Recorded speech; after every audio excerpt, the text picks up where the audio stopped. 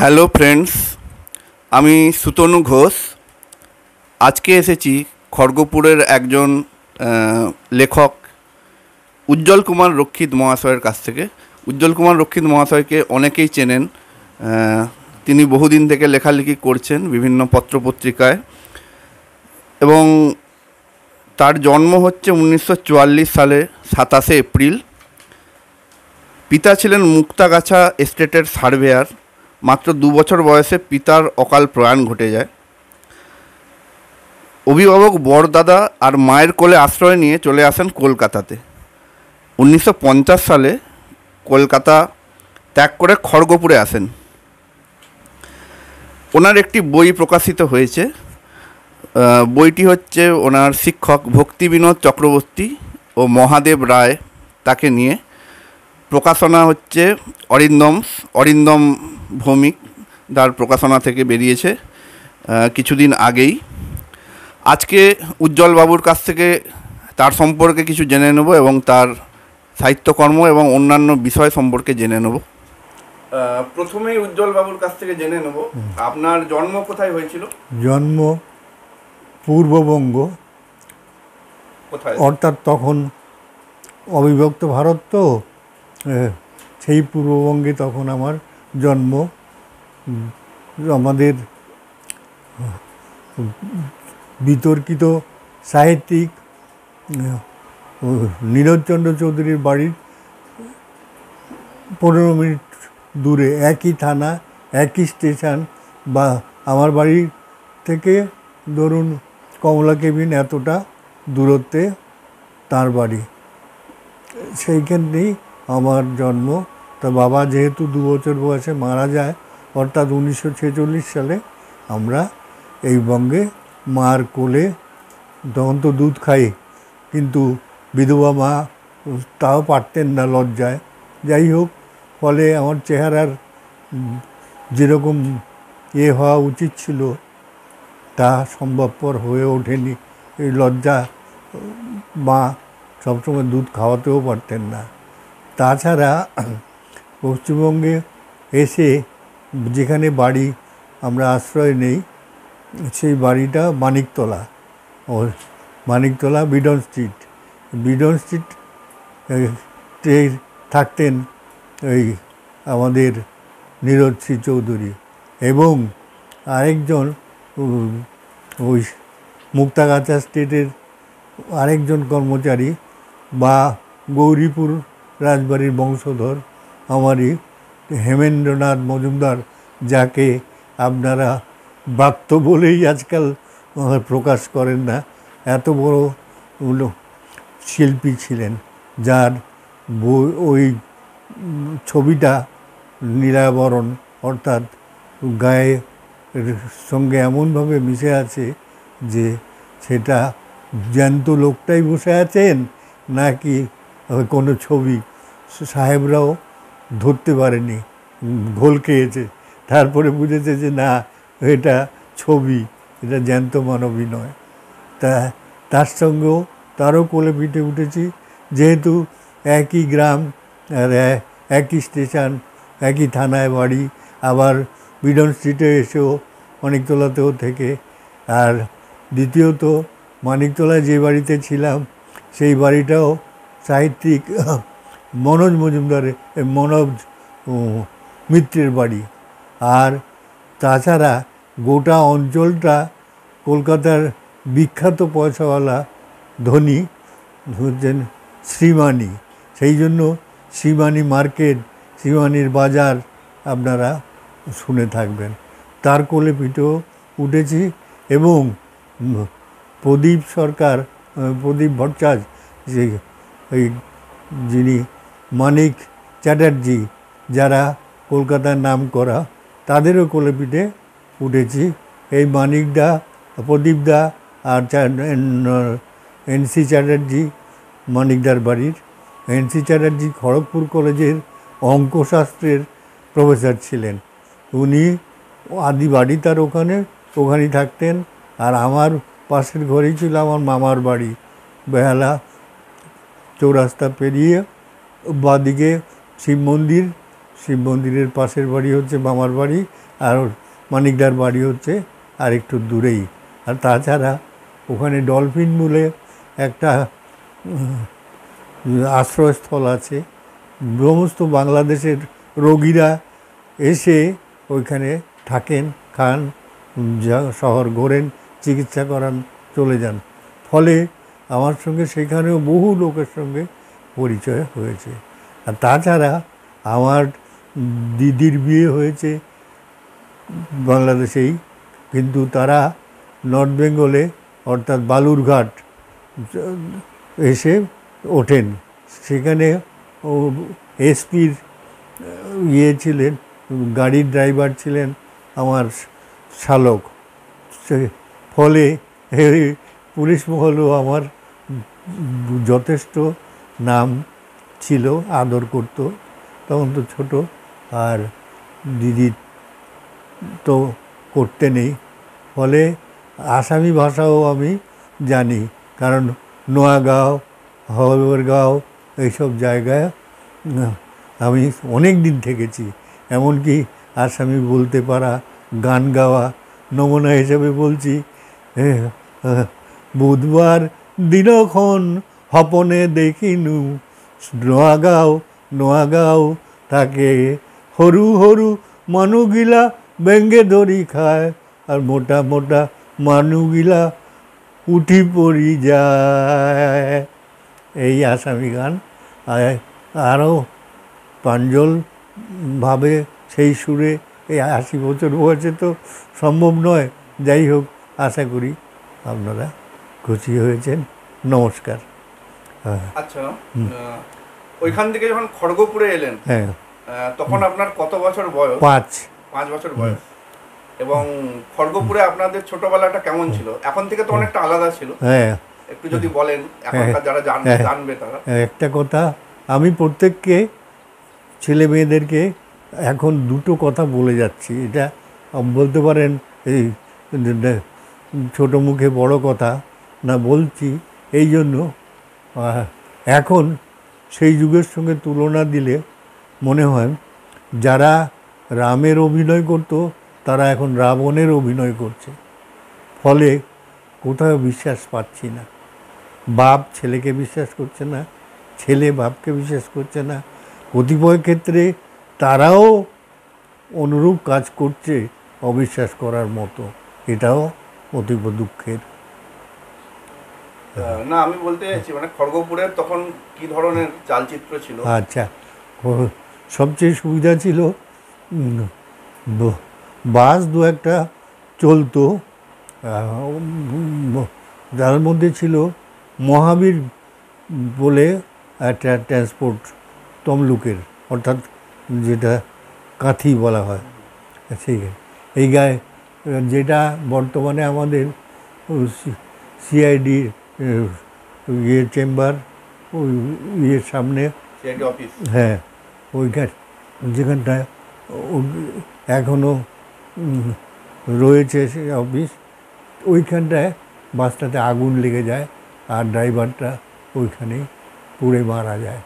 এটা হচ্ছে অতীব দুঃখের ঘটনা, যা কোনো দিন ভুলব না।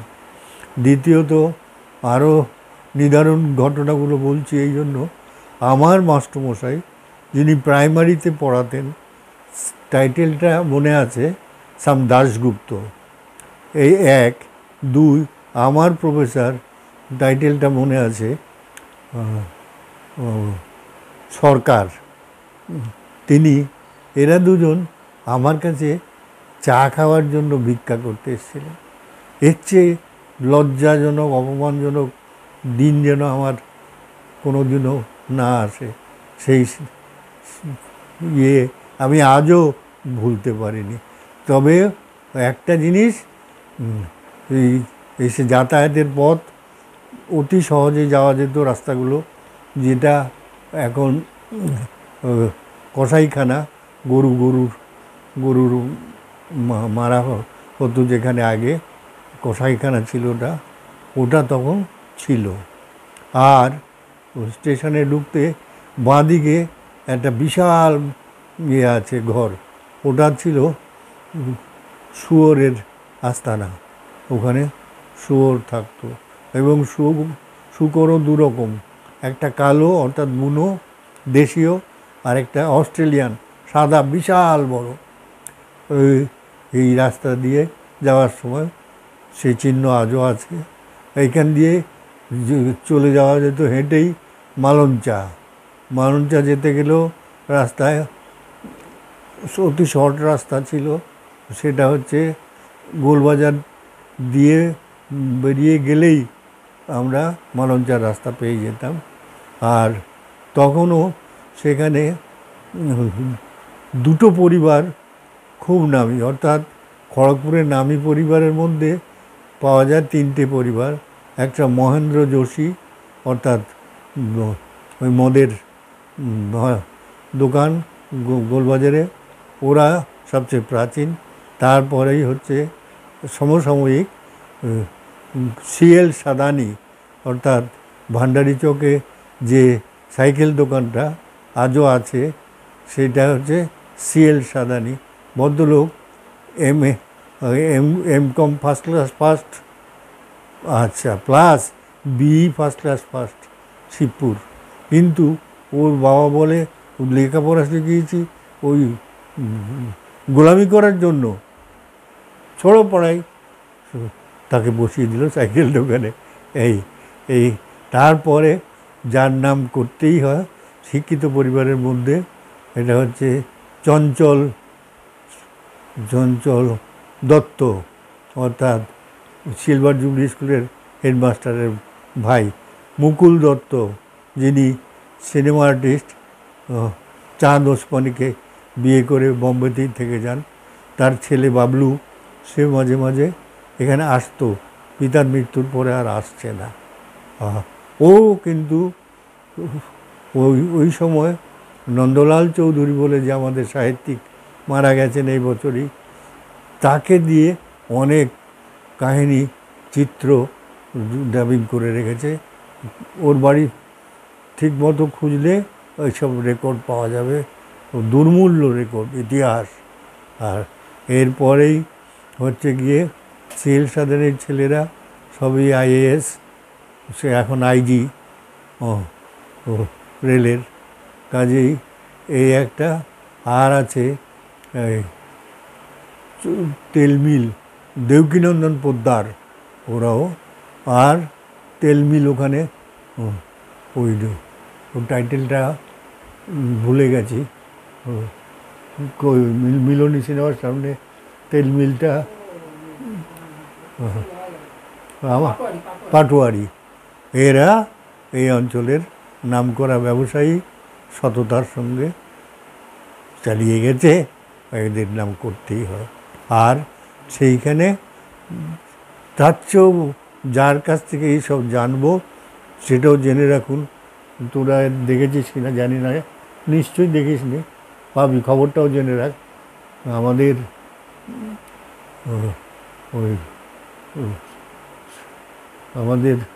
ওই যে এখন যে ভাইস চ্যান্সেলর ছিল রবীন্দ্রভারতীর, হ্যাঁ, পবিত্র সরকারের স্ত্রী বিয়োগ হয়েছে, ওর স্ত্রী মারা গেছে, এখন মেয়ের কাছে আছে। আচ্ছা, পবিত্র সরকারের বাবার নাম উপেন সরকার। তাদের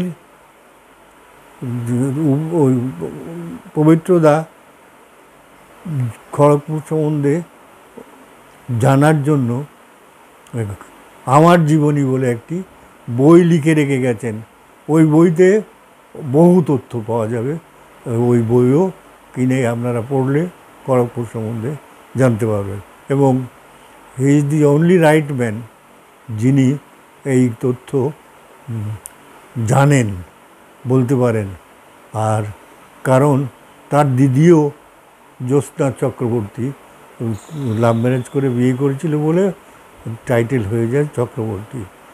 তিনিও অতি শিক্ষিত, তার বড় শিক্ষিত, ফলে ওই পরিবারেরও অবদান শহরের ওপরে আছেই। আর ওদিকে মেদিনীপুরে যে খবরটা জানেন না অনেকেই শোনেন, যদিও আমি এডিটার কাগজে প্রকাশ করেছি ছবি দিয়ে একদম, সেটা হচ্ছে যে অনেকে বিতর্ক এসছে যে এই খড়গপুর নাম খড়গেশ্বরের নাম থেকে হয়েছে। এমনকি আমাদের ডক্টর এসপি ভূঁইয়া তিনিও একমত হয়েছেন। তবে প্রিন্সিপাল এইচ.বি. সরকার, হিস্টোরিয়ান আন্তর্জাতিক, তিনি কিন্তু ডক্টরেট ছিলেন না, কিন্তু সারা পৃথিবীতে তার লেখার কদর আছে। রাষ্ট্রপতি স্বয়ং তাকে আহ্বান করেছিলেন তার বক্তৃতা শোনার জন্য, তিনি তা করেছেন। তা সেখান থেকে জানা যায়, আর বিভিন্ন তথ্য সংগ্রহ করে দেখেছি যে মেদিনীপুরেও গোপগড় যে জায়গাটা আছে ওইখানে এই মারাঠি ইয়েগুলো, ওই যে মারাঠি যারা বর্গী, মারাঠি বর্গীরা এসে ওই ইয়েতে থাকতেন। ওইখানে আমাদের বিপ্লবীরা ট্রেনিং নিত, অরবিন্দের শিষ্যরা ওখানে বসে ট্রেনিং নিত। সেই আর মহাভারতেও পাওয়া যায় যে খড়গের ব্যবহার এত বেশি ছিল, তাদের যুদ্ধের অস্ত্র হিসেবে প্রায় সব কাজেই খড়গের ব্যবহার ছিল। তাহলে খড় এবং খড়গ এই দুটো শব্দের সঙ্গে অত্যাধিক অঙ্গাঙ্গিভাবে জড়িত হচ্ছে। তার সম্বন্ধে কিছু মানে এই জেলা তথা পশ্চিমবঙ্গের এই এখন তো অনেক ভাগ হয়ে গেছে, কাজেই এইটাও উল্লেখযোগ্য। তবে এখন ওইটা নিয়ে নাকি শোনা যায় ওখানে ঢুকেছিল যে ইংরেজ সাহেবের কাছ থেকে এটা নেওয়া হয়েছিল, তিনি ওই এরিয়াটাতে কিছু তেলি সম্প্রদায়কে আশ্রয় দিয়েছিলেন। তাই জন্য তেলিয়াপট্টি ওই জায়গাটা, একটা গ্রামটা তেলিয়াপট্টি, ওই তেলিয়াপট্টির একটা ডান দিকে ঢুকতেই মন্দিরের পাশেই ছিলেন আমাদের কলেজের প্রিন্সিপাল, নর্থ বেঙ্গল ইউনিভার্সিটির ইন্সপেক্টর অফ কলেজেস ছিলেন, তিনি আমাদের কলেজের প্রিন্সিপাল হয়েছিলেন।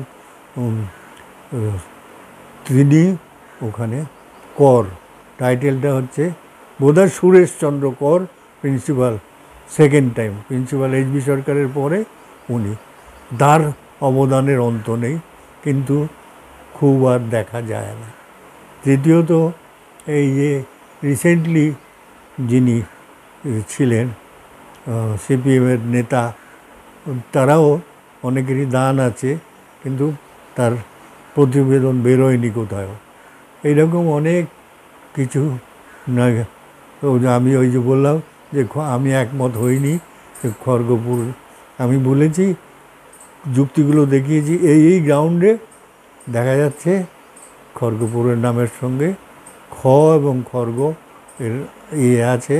এবং অনেকেই যাদের বয়স 100-150 বছর বয়স, তো তাদের নেই, তাদের ছেলে মেয়ে নাতিপুতি আছেন, যে তাও তো 85-86 বছর। তো প্রফেসর অর্ণব করও ছিলেন, মারা গেলেন। আমার দাদা 90 বছরে মারা গেলেন। আচ্ছা, কাজেই তারা অনেক কিছু জানতেন, তাদের সঙ্গেও কথা বলে দেখেছি।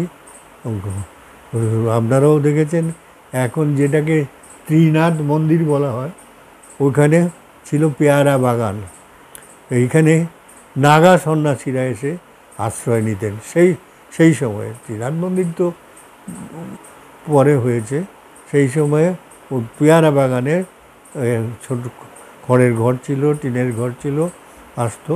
আর সে পেয়ারাও 2 পয়সা, 1 আনা, 2 আনা। খাওয়ার লোকের অভাব নেই, পাশেই 3টা স্কুল, সব স্কুলের। আর ওই ইন্ডিয়া স্কুলের যেটা বর্তমান কৃষ্ণলাল শিক্ষানিকেতন, তারা হচ্ছে বর্ধমানের শ্রীখণ্ডের জমিদার, এই কৃষ্ণলাল বাবু। তারই জমিদারিতে এই অ্যাকোয়ার করলো গভর্নমেন্ট অফ ওয়েস্ট বেঙ্গল বা in the name of Kharagpur principal Kharagpur college. এটা কারোর ইয়ে নয়। আচ্ছা, এই যে এখন কলেজ যদি বলে এই রাস্তা দিয়ে তোমাদের কাউকে যেতে দেবো না, বলেওছে, এই নিয়ে হাল্লাও হয়েছে, এই নিয়ে দারুণ হাল্লা হয়েছে, বাইরে প্রকাশিত হয়নি। যাই হোক, এইসব মোটামুটি কাহিনী। আচ্ছা, আপনার তো সাম্প্রতিক সময়ে হ্যাঁ। একটি বই প্রকাশিত হয়েছে, হ্যাঁ মহাদেব রায় এবং ভক্তি বিনোদ চক্রবর্তী। হ্যাঁ। এই বইটা অরিন্দম প্রকাশনী থেকে মেদিনীপুর থেকে প্রকাশিত হয়েছে, আপনার সম্পাদনা করা বই। এই বইটা সম্পর্কে কিছু বলুন এবং ওনাদের সম্পর্কে কিছু বলুন। আচ্ছা, এইটা অবশ্যই জানা উচিত, কারণ এই মহাদেব বাবু এবং ভক্তিবাবু, অর্থাৎ আমার এই ভক্তি বিনোদ চক্রবর্তী ও মহাদেব রায়, এই দুজনই মেদিনীপুর জেলাতেই অতি পরিচিত নাম শিক্ষাবিদ হিসাবে। এবং আমি আমার জীবনে বলছি না যে কেবল কোয়েনসাইড অ্যাফেয়ার্স আছে, দুজনই আমার মাস্টারমশাই, দুজনই ভাষা, ইনি দর্শনের, ইনি ইংরেজির এবং বাংলা দুটোর। কাজেই তাদের কাছে শিক্ষার অনেক কিছু আছে। তার মধ্যে এই ভক্তিবাবুর নাম বলছি এই জন্য সবার আগে, ভক্তিবাবু ইংরেজি এবং দর্শন শাস্ত্রের শিক্ষক। আমার পূর্বে এই ওনার নাম হচ্ছেন মহাদেব রায় সম্বন্ধে প্রথম বই প্রকাশ হয়, ওনারই ছাত্র নন্দী, এর মধ্যে আছে নাম, টাইটেলটা হচ্ছে নন্দী। ওই স্কুলেরই মহাদেববাবুর প্রতিষ্ঠিত স্কুল গ্রামের, সেই স্কুলের মাস্টারমশাই নন্দী সেই প্রথম প্রকাশ করে। আমার চরিত্রটা এরকম, কোথাও যদি বিন্দু বিসর্গের মিল না হয়, মিথ্যার পাওয়া যায়, নিজেকে দেখার। যেমন কোনো এক পণ্ডিত খবরের কাগজে লিখছে যে প্রিন্সিপাল সরকার ঢাকা ইউনিভার্সিটির ভাইস চ্যান্সেলর ছিলেন 6 বছর। আচ্ছা বলুন তো, যারা পড়ছেন তাদের মাথায় এটা এলো না, সেই ভাইস চ্যান্সেলর 6 বছর ঢাকা ইউনিভার্সিটির যে থাকলো, তিনি খড়গপুর কলেজে স্কুল করার জন্য দুয়ারে দুয়ারে ভিক্ষা করলেন? হ্যাঁ, এমন বোকা, এমন বাক্য কেউ প্রচার করে? তাও হয়েছে। আমি কিন্তু তাকে অপমান করে কিছু লিখিনি, আমি খালি দেখিয়ে দিয়েছি এই বাক্যগুলো কত অসত্য, এই তার প্রমাণ, যারা তার দিয়ে দিয়েছি। কারণ ভক্তিবাবু কেন নাম নেব না, জীবনানন্দ সম্বন্ধে পশ্চিমবঙ্গে এখন যেসব আলোড়ন হচ্ছে, সেই জীবনানন্দের পদটা খালি হওয়াতে, অর্থাৎ উনি তো রেজিগনেশন দিয়ে চলে যান, মানে তাও কি অদ্ভুত রেজিগনেশন, যে অমুক তারিখের মধ্যে আমি জয়েন করতে চাই এবং সবেতনে যদি দেন তাহলে আসবো, নাহলে এটাই আমার শেষ চিঠি, এই আমার যাত্রা শেষ। সেই পদ তিনি ভক্তিবাবু গ্রহণ করেন। আশ্চর্য, কোয়েনসাইড কথাটা কেন বলছি, এই নন্দীবাবু ওই দুজনকেই তাহলে চেনেন, তাহলে ওনার কথা একটা বারও লিখলেন না যে এই গুণ ইনার মধ্যেও ছিল, ইনাকেও সসম্মানে আসন দিই, একটা অক্ষর লেখেনি। আমি সেই ক্রোধে এই বই লিখি যে তুমি যে ডিউ তার সম্মান পাওনা ছিল তা আদৌ দাওনি, তুমি খালি তোমার মাস্টারমশাইকে তুলেছ।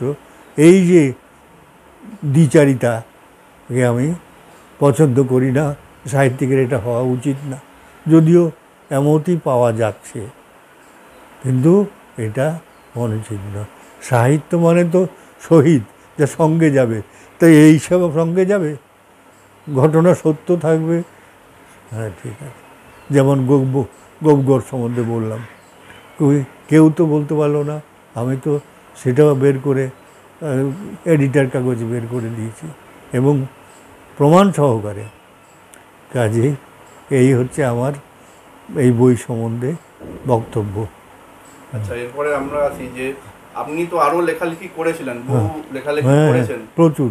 কবে থেকে শুরু করেছেন এবং কি কি আচ্ছা, বিষয়ে আপনার? আমি যখন 5-এ পড়ি, অর্থাৎ 52-53 হবে, ইন্ডিয়া স্কুল কৃষ্ণলাল শিক্ষা নিকেতনের ছাত্র। ওইটা প্রাইমারিও ছিল। তার আপনি ইন্ডা স্কুলে পড়েছেন? হ্যাঁ, ডান দিকের যে ক্যাম্পাসটা ওটাকে বলা হতো মণিপুরি, এখন কি বলে জানি না। তখন নাম ছিল মণিপুরি। ওইখানে খড়ের ঘর, আর এপাশে বাঁ দিকটা যেটা কৃষ্ণলাল শিক্ষা নিকেতন, এটাতে টিনের ঘর ছিল। বালিকা বিভাগ, আর আমরা সকাল বিকাল, সকাল দুপুর এরকম কোনো অসুবিধা ছিল না, এইখানেই হতো। কিন্তু দেখা যাচ্ছে যে সবচেয়ে আরেকটা কষ্টের খবর, সেটা হচ্ছে তখন ওই সম্পূর্ণ এরিয়াটাকে বলা হতো কলেজ, বর্তমান কলেজ এরিয়াটাকে বলা হতো ঘোষাল বাগান। হ্যাঁ, ওই লৌকিক ভাষায় লোকে বলতো ওই তো ঘোষাল বাগানের কলেজ, তো ও যা যা চলে। তা গোয়ালাগুলো মোষের পিঠে বসে মুখে গান গাইতো, অথবা বাঁশি বাজাতে বাজাতে এই বাগানে আসতো, ওই পুকুরে চান করতো। পানি ফুলে ভর্তি ছিল। পানি ফল, পদ্মফুল নয়, পদ্মফুল এসছে অনেক পরে। পদ্মফুল বদমাশি করে কেউ ফেলে দিয়েছিল, তার থেকে বংশধর বৃদ্ধি হয়েছিল। পানি ফলের গাছ ভর্তি। সেই পানি ফল খেতে যেতাম ড্যাংটো হয়ে, কাপড়টা ছেড়ে ওইখানে। তা যে ছেলেটি করতো, দুঃখের বিষয় শেষ বংশধর যে করতো, তিনি এই বছরই মারা গেছেন। আর তার বাবা নিরুদ্দেশ, যে প্রথম জীবনে করতেন, তিনি নিরুদ্দেশ, আজও পাওয়া যায়নি। চলছে, এই হচ্ছে কলেজের ইয়ে। তবে আপনার লেখালেখিটা নিয়ে, হ্যাঁ, ওইখানে আমি প্রথম ইন্ডিয়া স্কুলে থাকাকালীন প্রথম, সেটাও ইতিহাসমূলক গল্প, কি না মৎস্যকন্যা। তখনকার দিনে এরকম একটা কাহিনী বেরিয়েছিল যে মৎস্যকন্যা বলে এক প্রাণীকে পাওয়া যায় জলে, সমুদ্রে, পুকুরে, ডোবাতে, মাছের মতো মানুষ, আর সে ঘুরছে চারধারে। সেইটাই প্রথম দেখি, এই মৎস্যকন্যা। তার মালিক এটা দেখাশোনা করতেন তখনকার দিনে পণ্ডিত, সংস্কৃতের পণ্ডিত, তাই তিনি শ্রীকণ্ঠ টাইটেল পেয়েছিলেন। ওনার এমনি টাইটেল ছিল ভট্টাচার্য। ওই প্রথম লেখা। তারপরে এই যা কিছু লেখা, তমলুকে অনেক লিখেছি, অনেকগুলো বুক, বড় বড় কাগজ, দৈনিক কাগজ, সাপ্তাহিক কাগজ। তারপরে এডিটারে অসংখ্য, অসংখ্য, এমনকি খড়গপুর কলেজ যে 29শে আগস্ট প্রতিষ্ঠা হয়েছে এবং প্রিন্সিপাল সরকারের ইচ্ছা ছিল ওই ডেটটা নয়, বরং 2রা জুলাই 1951 এইটা করুক, এই ইচ্ছা ছিল। সেটাও এডিটার কাগজে প্রকাশিত হয়েছে যে খড়গপুর কলেজের জন্মদিন, প্রতিষ্ঠা দিবস এই। আর এই যে সুইমিং পুল, কালকে সুইমিং পুল নিয়ে প্রিন্সিপাল অনেক কিছু বলেছেন, আমার ইচ্ছা ছিল প্রতিবাদ করি। সুইমিং পুল দুটো হলো এখন, একটা হচ্ছে মূল কলেজে আদিতেই ছিল, প্রিন্সিপাল সরকার করেছিলেন, আর এইটা এরা করলো কিসের ওপরে ভিত্তি করে, না মেয়েদের হোস্টেল, সেইখানে সুইমিং পুল বেনিফিটটা করে নিল। কিন্তু এই সুইমিং পুলের রহস্য হচ্ছে ওই আগেরটা, অর্থাৎ কলেজের মধ্যে যেটা আছে সেটা ওইখানে ছেলেটার টাইটেল গোপ, GOPE, গোলবাজারে বিখ্যাত ব্যবসায়ী। এই শ্মশানের পরেই আক্ষেপ ছিল বা আজও হয়তো আছে। ওইখানে গোপবাবুর বিশাল দোকান ছিল। তা ছেলেটি এই পুকুরে পড়ে মারা যায়।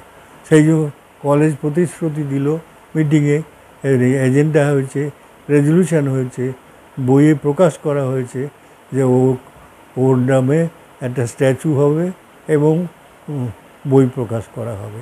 কিন্তু সে কথা প্রতিশ্রুতি কলেজ আজ পর্যন্ত করেনি।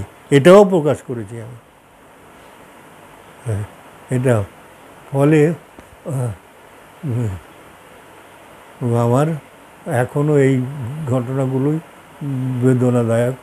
এবং কালকে জয়ন্ত অর্থাৎ ভক্ত এই এদের দত্ত বন্দ্যার পণ্ডিত লোক, সেও দুঃখ প্রকাশ করেছে। আর ইতিহাস ও দত্ত বন্দ্যারের কাছে ছবির রাজত্ব ওনার কাছে। লেখা আপনি মানে ইতিহাস নিয়ে চর্চা করতেন, সাথে কি কবিতা গল্প লিখেছেন? হ্যাঁ, এমনি কবিতা গল্প অনেক বেরিয়েছে। কবিতা অনুগল্প একটা বেরিয়েছে, ওর নাম দাদু ভার্সেস নাতনি, তাকে নিয়ে খুবই এক পাতায় অনুগল্প, খুব প্রশংসা পেয়েছে। সেটাও এরই কাগজে, হ্যাঁ, এডিটারের বই, সেই বইয়ের মধ্যে। অনেক ধন্যবাদ উজ্জ্বল বাবুকে। আপনি অনেক কিছু বললেন খড়গপুরের নিয়ে এবং আপনার জীবনের নিয়ে। এটা একটি মূল্যবান দলিলের মতো হয়ে থাকলো এই ভিডিওটি। খুবই ভালো লাগলো আপনার সাথে কথা বলে। আপনার একটি বইও প্রকাশিত হয়েছে, মানুষজন এর থেকে উপকৃত হবে। আপনাকে অনেক শুভেচ্ছা রইল, এর জন্য অভিনন্দন রইল। এই বলে আমি ভিডিওটা এখানেই শেষ করছি। ভালো থাকবেন।